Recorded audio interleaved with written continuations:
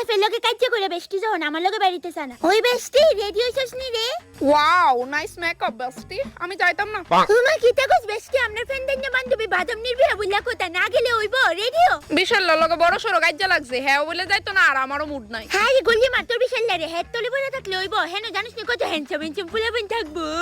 দেখ বেস্টি আমরা মধ্যে ঝগড়াও ঠিক আছে এর মানে এটা না যে আমরা একজন আরেকজনের প্রতি লয়াল না আরে বাবা বুঝছি কিন্তু বাদাম নির যে কাজিন ব্রাদারটি এডি শক্তি একটা তেকটা এক একটা শেয়ারআউটের মতো জিরাফের মতো জেব্রার মতো যে হ্যান্ডসাম নালো বেস্টি আসলে বিএফ এর আগে বান্ধবী যাওয়াটা উচিত